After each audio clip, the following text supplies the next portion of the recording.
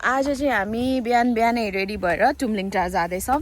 Tumlingtar airport, किनभने मेरो ठुलो बुवा ठुलो मम्मी ठुलो सासु ससुरा भनौँ न आउनु हुँदैछ काठमाडौँबाट। उहाँहरूलाई रिसिभ गर्नको लागि हामी जानु लागेको। राम हर्नले त बोल्नै दिएन मलाई। यहाँ हेर बुनी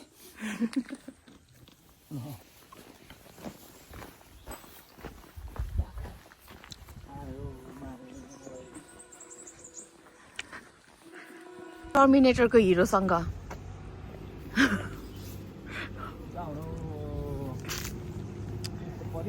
यो चाहिँ हाम्रो गाउँटोल। हामी चाहिँ अहिले मगर गाउँटोल समाजमा छौँ।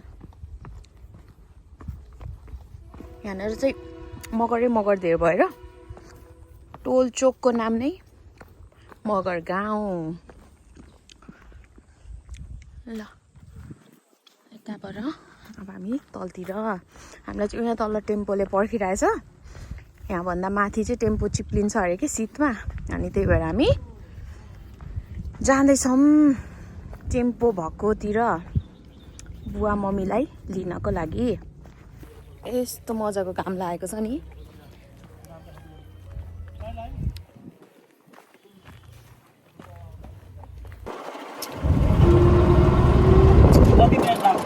हामी चाहिँ तुमलिङटार एयरपोर्ट आइपुगेको छौँ।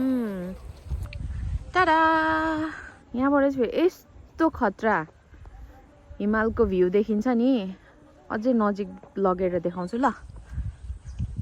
अनि यो चाहिँ तुमलिङटार बजार।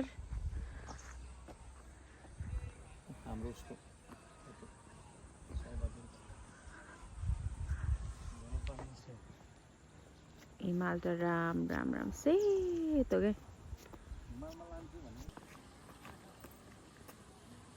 हिमाल हेर्नु चाहिँ हिमाल यतापट्टि छ।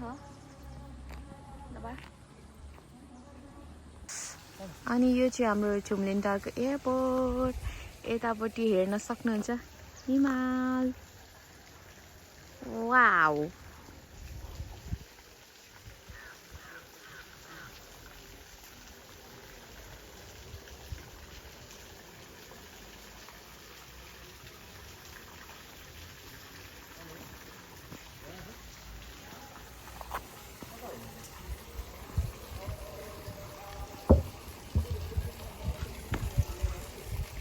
राम्रो बनाएको रहेछ एयरपोर्ट। लास्ट टाइम म आउँदा चाहिँ यस्तो थिएन कि यहाँ। अहिले चाहिँ निकै राम्रो बनाएको रहेछ। अहिले चाहिँ हामी क्याफे आएको छौँ किनभने प्लेन ल्यान्ड हुन अलिकति टाइम लाग्छ अरे।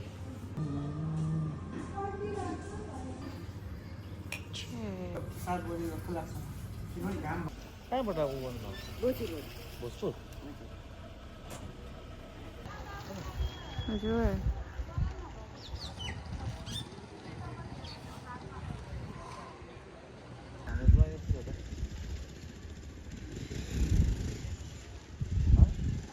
यो मकालु र के हो अरे? यो चाहिँ मकालु हो। अनि यो चाहिँ यो हामी चाहिँ खास 9:30 बजे आएको थियौँ।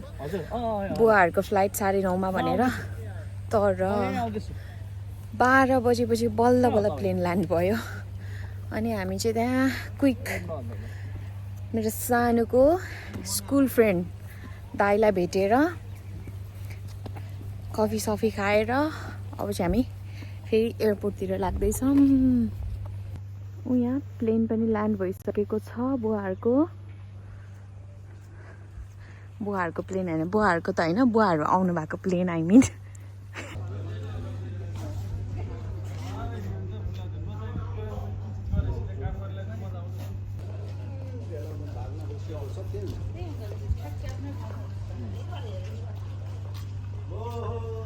ल मैले ठ्याक्क बुवा मम्मी देखेँ।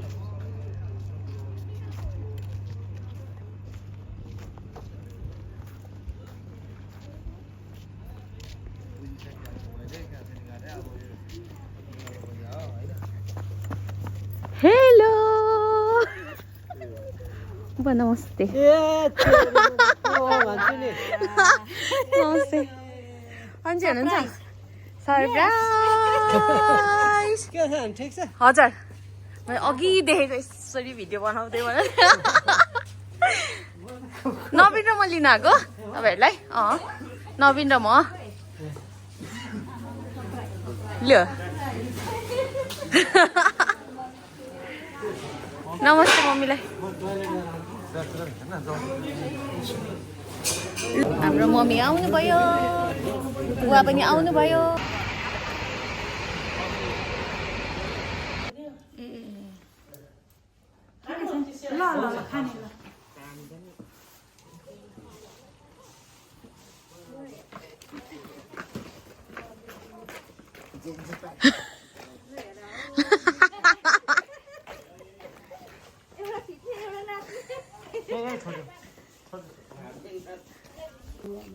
लु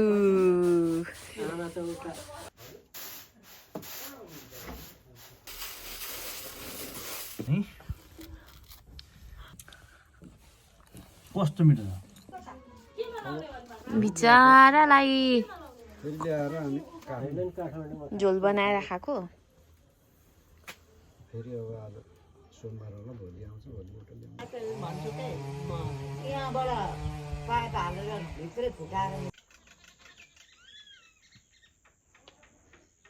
गाईको दुधको कफी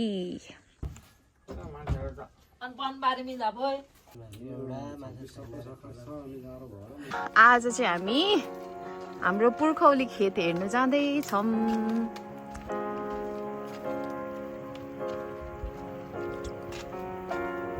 ए त्यहाँनिर त धान के गर्नु हुँदैछ बताउँदै हुनुहुन्छ धान नाङ्लोले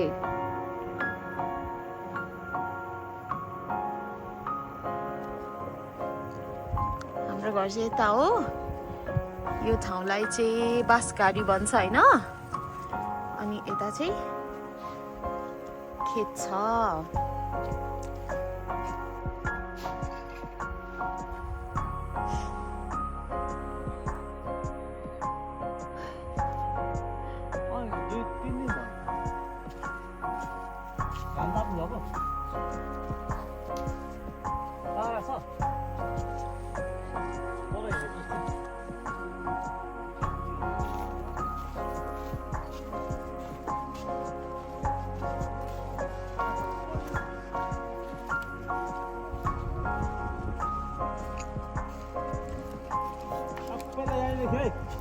गर भाइ त्यता फेरि भरे हुन्छ दाजु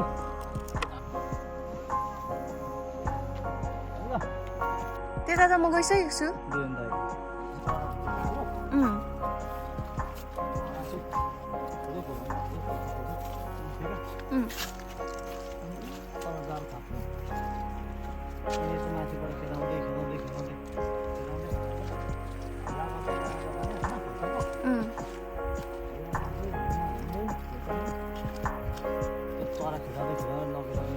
जाल हुन्थ्यो सानो सानो कोप्चामा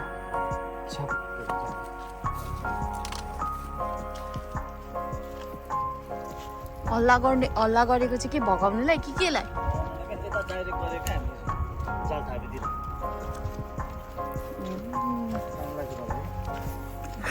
channelize okay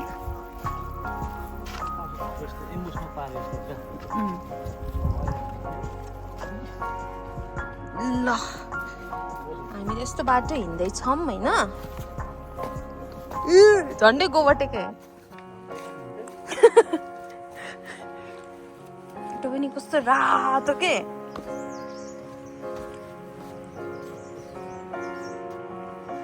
बुवाहरू यही बाटो जानुभयो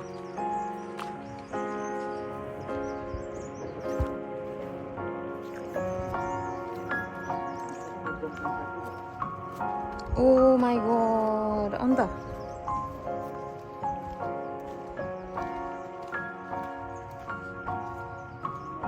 आमा सयपत्री कति धेरै फुलेको खेतभरि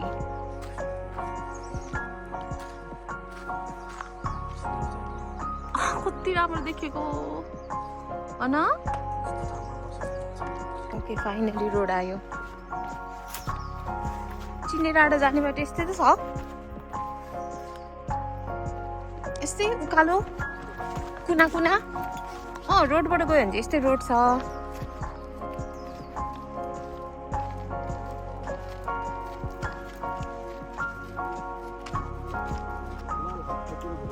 यसो जाउँ भनेको खै कुन के गरेर पाल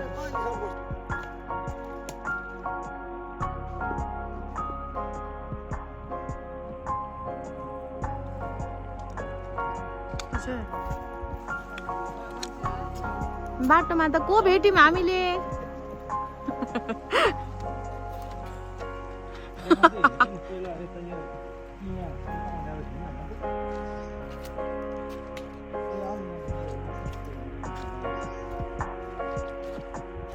मलाई यो गरा गरा देखेको चाहिँ कस्तो राम्रो लाग्छ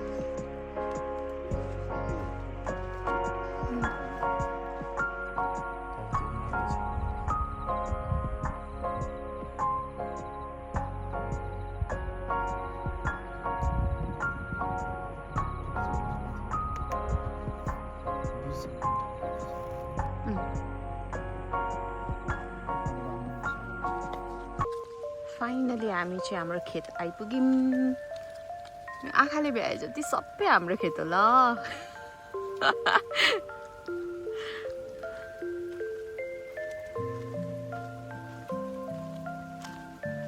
जमिनदार मुखिया चाहिँ अगाडि हिँड्नु हुँदैछ म चाहिँ पछाडि पछाडि पछ्याउँदैछु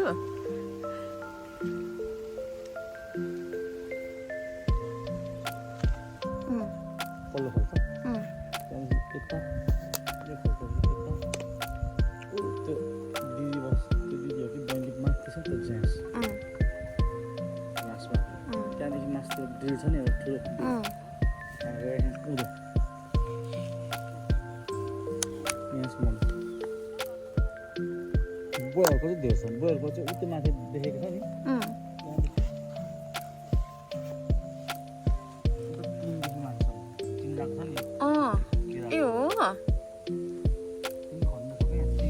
पार्ट छ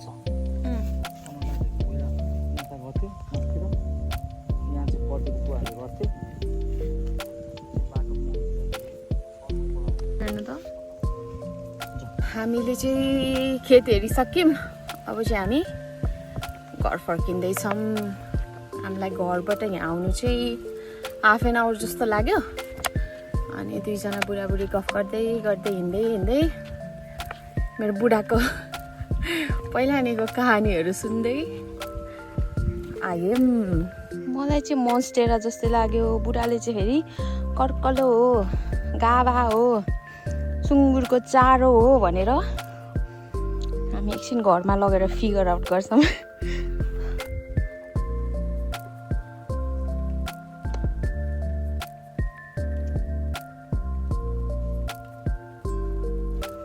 किन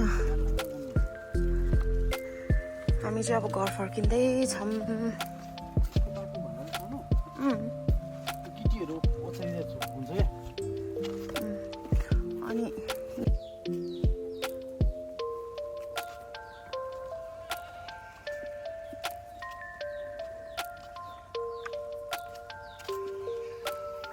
हामी चाहिँ फेरि अघि जाँदा माथिल्लो बाटो गएको थियौँ फर्किँदा चाहिँ तल्लो बाटो फर्किँदैछौँ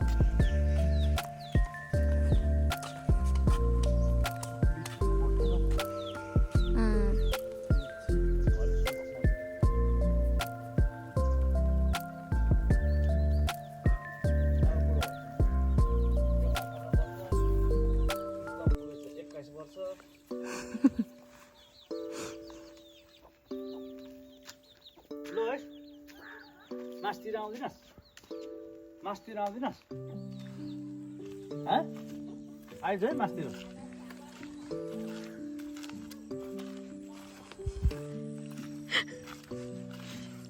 बुढो काका बुढो भएको वर्ष दिने काम सुकिआएको बारी यहाँ बारी यो सुमनको बारी हो तर बेचेसलाई सुजनको बारी बेचेस लाग्यो यो बोईको सुमनको तलतिर बोईको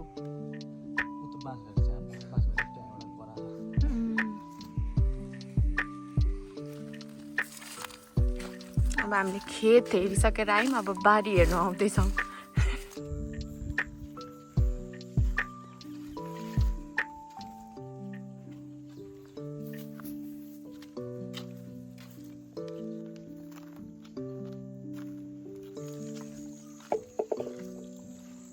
त्यो तलतिरको गाडी यो घर छ त्यो घर छ दाजुभाइ त्यो घरको 3 जना म त यहाँ माथिको निनी पो हो भनेर सोचिरहेको कहाँ ऊ यो